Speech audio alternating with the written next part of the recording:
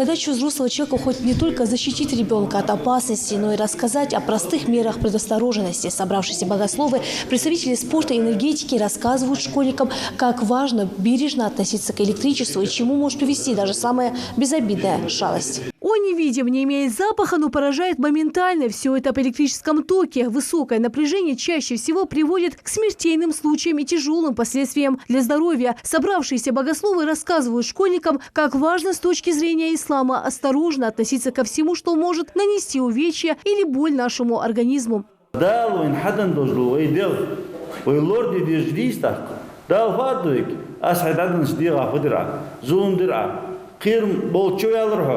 Тох гол чварха, цаде чхан тох кахачул чхани силари ана хазун худдачш.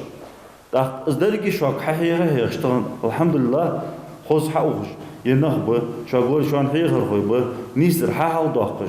Лор мش دالديز مش يوي نعمة جدال حدا دوزلو نعمة إز إلكتريست ضخ نعمة تأستان إز دوات تشتغل تليفون قدر حمى ميديسين أوبراتيش مصنع تكتوي مصنع إز إلكتريست إيش الدنيا خاطر دير تبصنا ودي درجة ديال الله الإنساني الحمد لله تبصنا ويخلص كرت دوي خادي زرفد دنو ويجاه دخلت عدنو ويجا لورسو زول يتم ما أخي وخ الدنيا إنساني خطن بالخ إيش عم تصدق تغدا يا خطويك إيش عم دي جدوي زمول دوج دحم خادي جدوي تقوى إنرجي إنساني خط دوج بالخ جا سيق إيش الواجد ويدن يق إيش الواجد حتى ألشي تغني سويت واتشخال شيء وحم كودوسوي.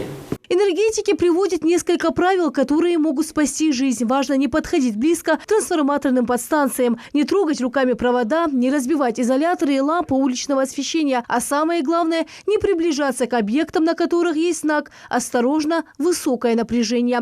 Вы какое-то понятие имеете, насколько ток опасен. Он не имеет ни запаха, ни цвета, вы его не можете ощутить. Если газ имеет запах, а ток он не имеет, и он может подкраться втихую, можно сказать. Поэтому розетки, если они поломаны, если дома у вас телевизор, крышка поломана, или же изоляция нарушена, ни в коем случае не трогайте руками ничего. Мокрыми руками нельзя трогать эти приборы, потому что человек, как вы знаете, состоит из 80% воды, а вода является проводником электрического тока. Рассказывает школьникам о мерах электробезопасности участник Олимпийских игр в Токио, ингушский дзюдоист Муса Магушков.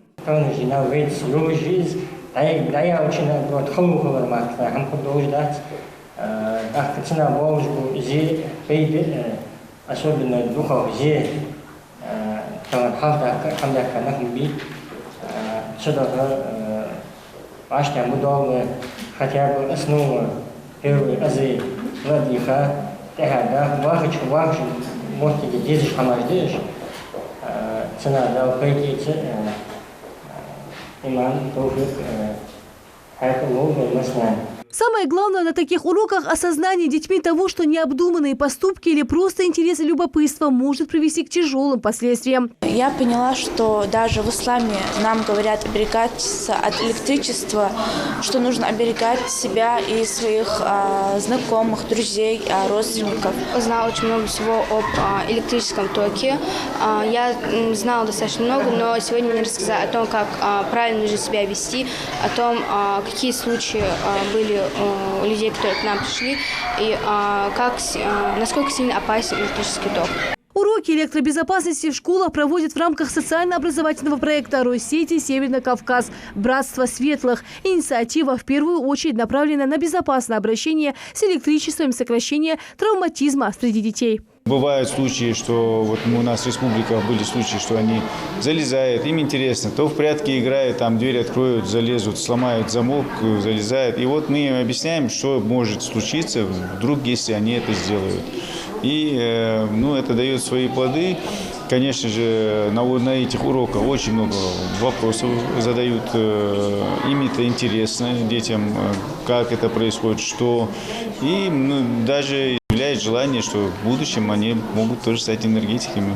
Это первый урок в рамках нового проекта «Братство светлых». В планах провести такие же встречи во всех школах региона. Рина Сычоева, Хамзат Халухоев. Новости 24.